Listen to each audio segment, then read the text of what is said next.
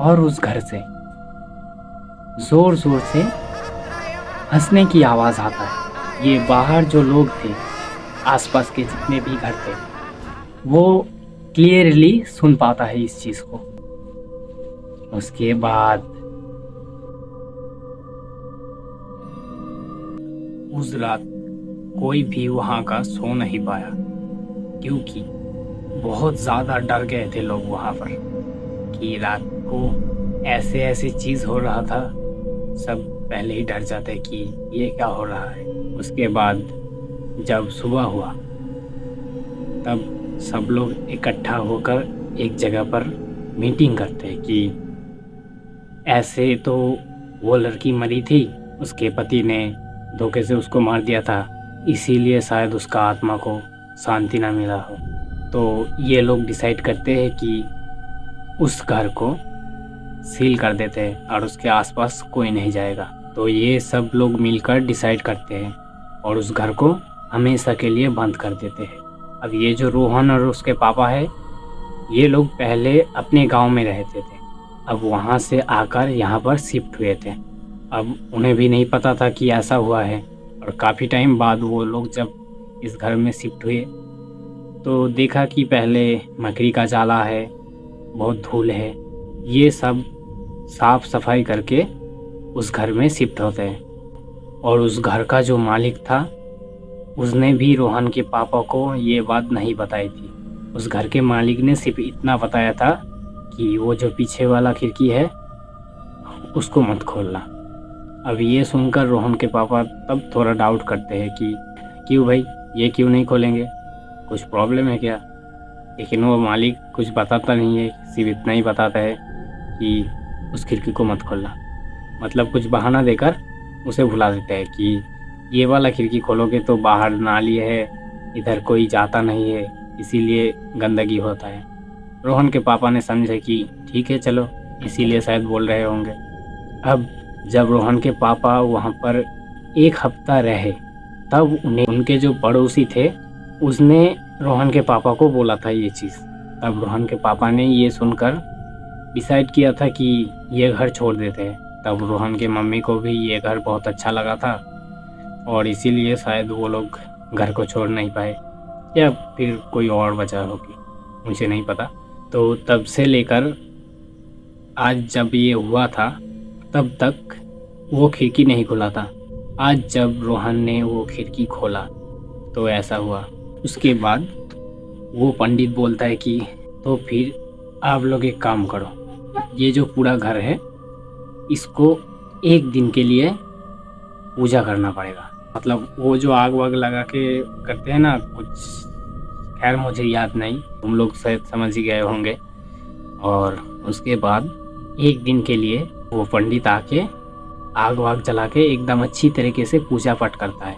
उसके बाद जब पूजा चल रही थी तब एक हंसने की आवाज़ आई उस खिड़की की बाहर से, जोर जोर से हंसने की आवाज़ आई और एक लेडी बोल रही थी, कुछ फायदा नहीं, इस घर को छोड़कर मैं नहीं जाने वाली। अब पंडित कहता है कि तू कैसे नहीं जाएगा, तुझे तो मैं यहाँ से भगा कर ही रहूँगा। अब दोनों बात कर रहे हैं और रोहन के पापा, रोहन और उसके मम्मी ये सब देख रहे हैं। अब वो लोग तो थोड़ी देर के लिए डर जाते हैं। तो उसके बाद जब पंडित ने एक मंत्र बोला ऐसे, उस खिड़की की तरफ कुछ ऐसा मारा तो वो लड़की चीखने लगी। मतलब वो ऐसा कर रहा था कि उसे कोई जला दे रहा है या फिर उसके बॉडी में कोई आग लगा रहा है, ऐसा होगा। अब उसके बाद वो लड़की कहती है कि मैं चला जाऊंगा, तो ये सब बंद कर दे, उस पंडित को कहता है। अब पंडित बोलता है कि मुझे अच्छी तरीके से पता है कि तू यहाँ से ऐसे नहीं जाने वाली, तुझे तो अपनी तरीके से यहाँ से निकालूंगा। अब ये सुनकर वो लड़की थोड़ी देर के लिए चुप हो गई, कोई आवाज़ नहीं आया। उसके थोड़ी देर ही बाद वो लड़की कहती है, मैं सबको मार दूंगी, किसी को नहीं छोड़ूंगा। यहाँ पर जो जो भी है एक को भी जिंदा नहीं छोड़ूंगा, सबको मार दूंगा। ऐसे बोलता है। और वो पंडित कुछ मंत्र बोल के उस खिड़की पे छिड़क देता है।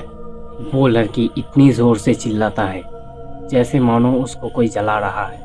एकदम से चीख कर वो अचानक से एकदम सामने आ जाती है।